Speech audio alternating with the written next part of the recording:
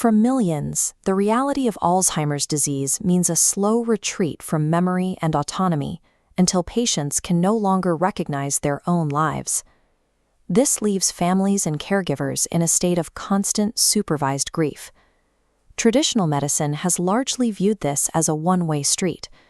The prevailing assumption is that the brain simply suffers a permanent structural loss of tissue that medicine cannot stop or repair. Billions of dollars have been directed toward finding a single pharmaceutical cure, yet no genuine new drug was approved for nearly 2 decades after 2003. These clinical failures stem from a focus on surface symptoms rather than the brain's internal mechanics. To effectively counter dementia, we have to look past the symptoms and identify the specific physical failures that cause the brain's biological systems to stall.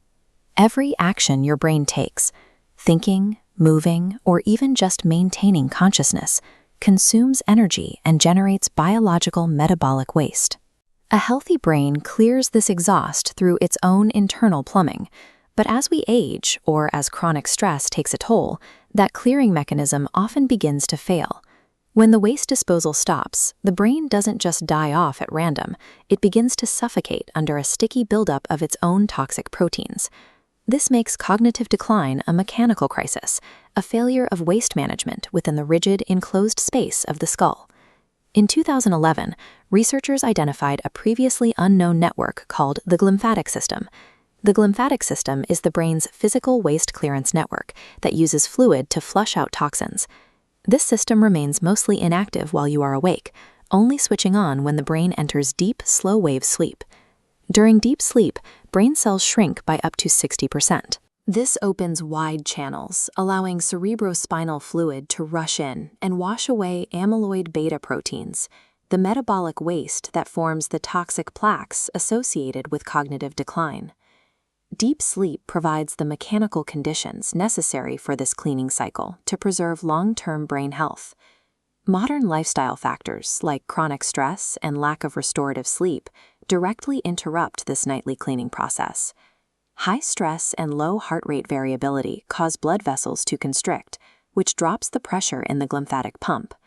Heart rate variability, or HRV, is a measure of the time variation between heartbeats that indicates the balance of your nervous system. When the pump fails, neurofluid stagnates and inflammation begins to destroy neural pathways. This stagnation creates the physical tipping point where normal aging turns into the rapid decline seen in dementia. To restart this stalled fluid pump, doctors are using targeted light therapy, known as photobiomodulation. It uses specific light wavelengths to stimulate cellular repair and improve blood flow. As shown here, specific wavelengths of near-infrared light can penetrate the human skull to reach deep brain tissue directly. This light interacts with the water and blood inside the head, altering viscosity and thinning the stagnant fluids built up over time. The light increases the production of nitric oxide, which dilates blood vessels and provides cellular energy to push waste out. Nitric oxide is a signaling molecule that causes these vessels to relax and widen. By acting as a physical vasodilator, light therapy helps flush the toxic buildup out of the brain's ecosystem. Light therapy is a mechanical tool, but it only works if the rest of the body's environment supports it. Programs like ProNeuro focus on hydration, nutrition, and constant HRV monitoring to ensure the brain's physical structure can handle the increased fluid flow. In some cases, clinicians have seen HRV scores improve by 100%. Maintaining metabolic health and protecting deep sleep are the only ways to keep the glymphatic system operational over the long term. This research shifts the perspective on dementia from an unstoppable mystery to a structural, mechanical failure of waste clearance. By managing the brain as a fluid-driven system that responds to light and sleep, we can begin to address cognitive decline at its physical source. We now have the specific physiological targets required to repair brain tissue and physically push back against cognitive decline.